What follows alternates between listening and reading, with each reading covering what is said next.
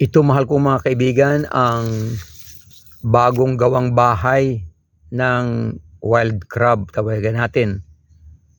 Dito po ko sa silong ng aming bagong tanim ng mga niyog. Oh. Yan. Okay. So, nakita ko itong kababago lang talaga. Oh. Basa-basa pa ang lupa na kinuha sa ilalim.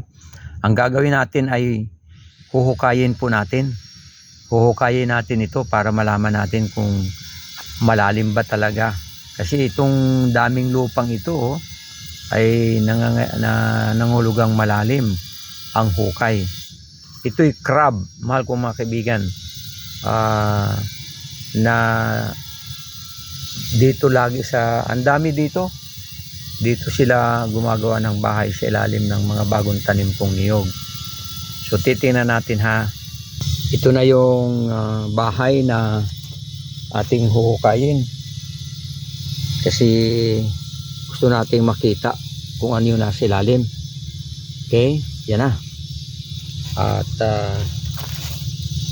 ating huhukayin ito, mahal kong mga kaibigan. Itong aking gulok ay luma na, ibig sabihin ay hindi nagagamit. Pantabas ko ito dito sa ilalim ng niyugan, mga saging. So atin pong huhukayin.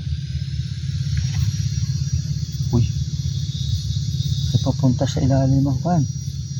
Ang daan niya, mahal kong mga kaibigan, ay iba. Akala ko pa ilalim, hindi pala, nagpunta doon. Akala ko dito ay pailalim, pero nagpunta siya doon. Sundutin nga natin kung dito ba, kaya natin ha.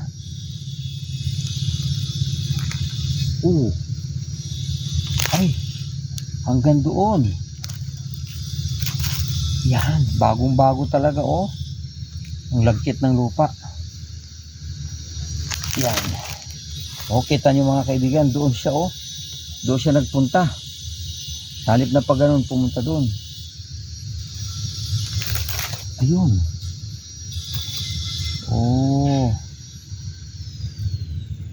Makakakuha kaya tayo?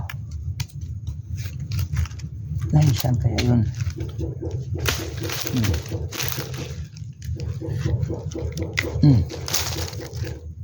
Gusto ko lang makakita makuha ng kung ano talaga ito. Papunta siya doon. Ba?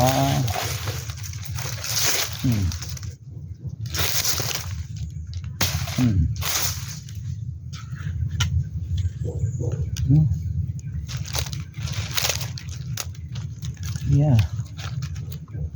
Yun. Ay, kalalim. Tingnan mo ang gulok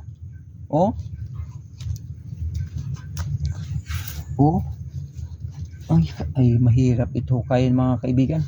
Malalim.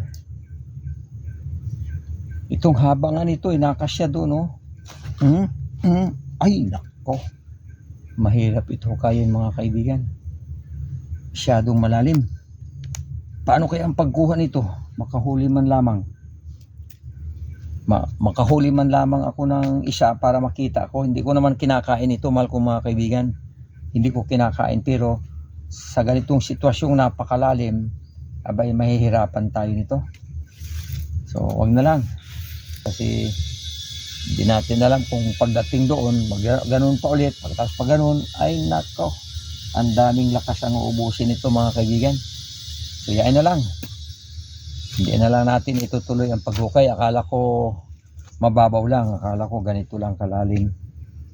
Hindi pala, papunta doon, malayo. O sige mga kaibigan, hanggang dito na lamang. Thank you sa panunood ha.